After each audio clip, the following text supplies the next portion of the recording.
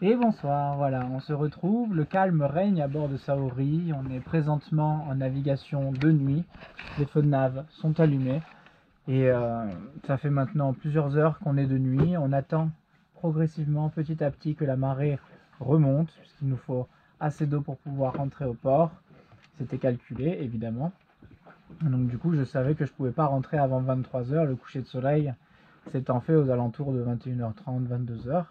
Donc là, ça fait 1 heure qu'on est en navigation de nuit et qui plus est, le crépuscule a complètement disparu et la lune ne s'est pas levée. Donc du coup, on est vraiment dans une obscurité totale avec une mer d'encre, hein, vraiment couleur encre, vraiment, on devine à peine le relief et une voûte céleste impressionnante, hein, vraiment, on a plus que toutes les constellations, là vraiment on a vraiment un point de vue exceptionnel que seuls ceux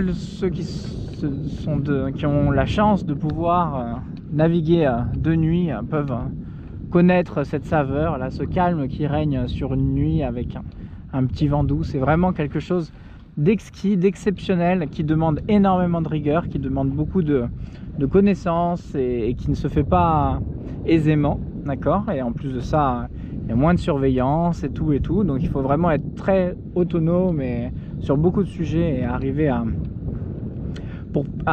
avoir une sécurité parfaite pour pouvoir profiter au maximum de ce paysage. Alors là, je vous filme rien, donc du coup, on va re-rentrer à l'intérieur. Voilà, donc vous voyez, moi par exemple, je suis tout le temps accroché au bateau avec une longe de vie qui va revenir jusqu'ici pour que je puisse, comme vous voyez, accéder de la barre jusqu'à l'intérieur si j'ai besoin de la table à cartes, si j'ai besoin de prendre à manger, à grignoter, quoi que ce soit. J'ai directement accès à tout cela grâce à une ligne de vie qui parcourt du cockpit jusqu'à l'intérieur du bateau.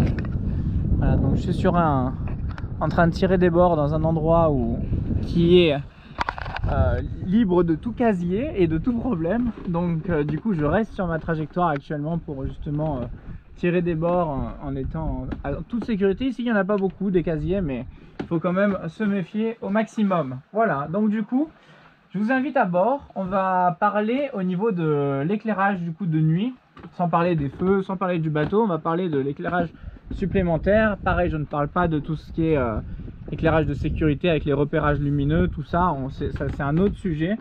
Juste pour pouvoir s'éclairer et voir un petit peu, parce que nous on va rentrer dans un chenal donc qui n'est pas éclairé, un chenal de nuit non éclairé, non illuminé. Les bouées n'ont pas de LED dessus. Donc il va falloir le retrouver, il va falloir le repérer, et pour ça je vais vous montrer un petit peu quels sont les outils à bord d'un voilier. Voilà, pour vous continuer à comme ça à vous donner un peu des idées sur ce qui existe et surtout en pratique, quoi, ce qui fonctionne en pratique. Donc, hop, je pense que là vous êtes bien cadré. Donc là vous voyez à peu près tout ce que j'ai récupéré comme lampe, hein. Comme d'hab on parle pas de tout ce qui est sécurité, c'est vraiment juste pour l'éclairage, s'éclairer. Donc à l'intérieur du bateau vous avez forcément besoin de lampes frontales, d'accord, pour pouvoir donner à chacun de vos équipiers pour qu'ils puissent se déplacer en toute sécurité, que ce soit à l'avant du bateau, que ce soit à l'intérieur. Je suis obligé de surveiller un petit peu quand même, donc et donc du coup lampe frontale obligatoire. Vous savez qu'elles sont munies d'une lumière rouge, une lumière rouge qui éblouit moins et qui permet de faire ressortir les gouttes magenta qui se trouvent sur vos cartes marines. Voilà, donc toujours en avoir au moins une par équipier. Si vous faites de la navigation de nuit, c'est obligatoire.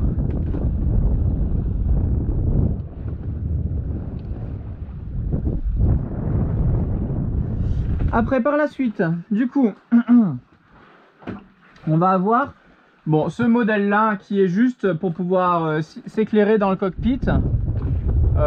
Son but c'est juste au mouillage par exemple, avant de, bien sûr c'est pas un feu réglementaire donc après vous l'enlevez, mais ça vous permet comme ça d'éclairer un petit peu le cockpit pour pouvoir manger le temps d'eux. Vous voyez, vous l'accrochez là comme ça en lampe Et donc du coup c'est quand même assez agréable. Sur 360 degrés ça éclaire pas énormément et ça permet quand même de éclairer tout le cockpit. Là je sais pas si vous le voyez bien, mais c'est vrai que tout le cockpit est bien éclairé, on peut y voir quelque chose. Après on va partir à la suivante. Hop,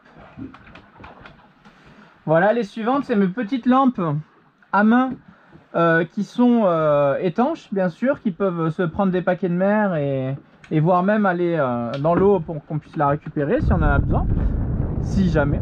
Et donc du coup voilà, c'est une petite LED qui est à l'intérieur, donc très faible consommation. Pareil pour l'autre. Alors vous verrez rien évidemment, je vais le faire ici, je vais le faire avec une ici. Donc une LED, faible consommation, au moins vous pouvez les garder longtemps. Et hop, vous voyez qu'elles se rétrécissent énormément pour pouvoir zoomer et faire un faisceau unique pour pouvoir éclairer au mieux possible. Donc là, je pense que vous verrez rien. Et moi, grâce à ça, je peux vraiment balayer à l'avant du bateau, de part et d'autre. Allez, je peux vraiment balayer dans l'idée de retrouver justement mes bouées latérales, bâbord et tribord. Donc grâce à ça, je peux l'avoir à portée de main quand je suis à ma barre et rapidement, hop, checker avec le faisceau le plus précis possible, le plus fin possible. Sinon vous ne verrez rien, hein. Sinon c'est vraiment juste pour éclairer peut-être les voiles, les choses comme ça. Mais sinon, si vous voulez chercher quelque chose dans l'eau, c'est justement à l'aide de ces LED, hein. Vous voyez que la portée est pas dingue, hein. C'est 20-30 mètres.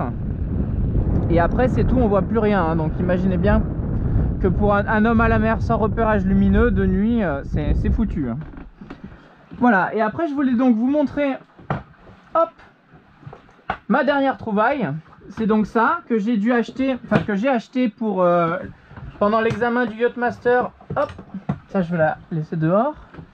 Pendant l'examen du Yachtmaster, du coup j'ai acheté ce produit parce que je vois que ça, le bateau il trace. Parce que du coup on devait avoir un examen qui pouvait se dérouler dans l'Aulne. Et l'Aulne, il y a un balisage qui n'est pas éclairé non plus.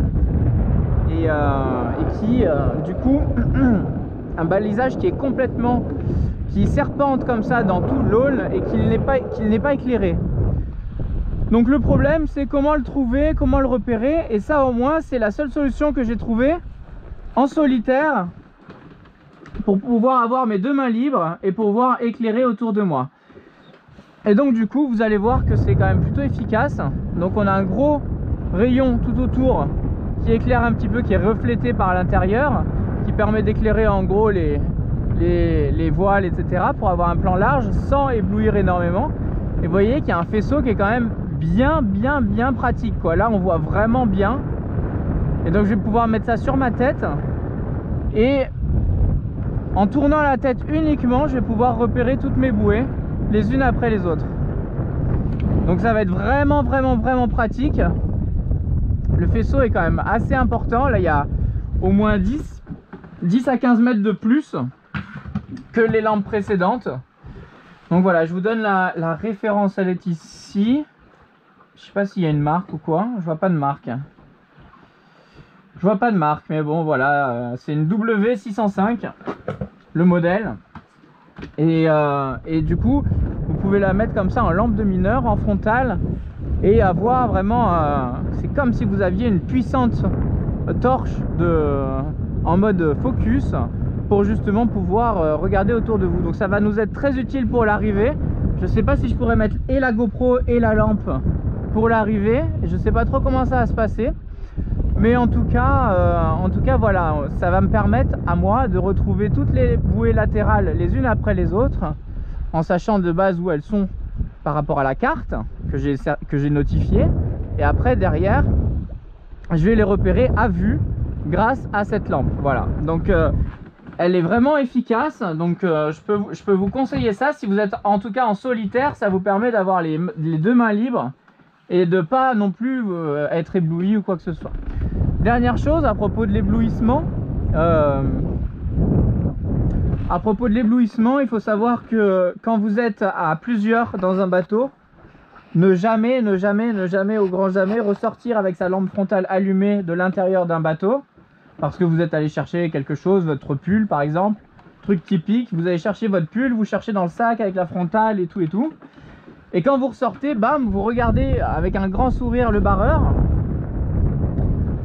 Et du coup, vous allez éblouir le barreur. Et le barreur, lui, le barreur et même le navigateur, ils ont besoin de tout le temps être dans l'obscurité pour pouvoir y voir le mieux possible, avoir une iris la plus dilatée possible pour que vraiment un maximum de lumière puisse rentrer dans la pupille et du coup capter comme ça le moindre détail sur l'eau. Alors très important, ne jamais au grand jamais allumer une torche dans la tête de votre barreur ou sortir comme ça avec la frontale allumée. Toujours vous l'éteignez, quitte à après vous retourner et la réallumer dans le sens de la marche. Dans le sens de la marche, enfin dans le sens inverse, en regardant devant si vous voulez.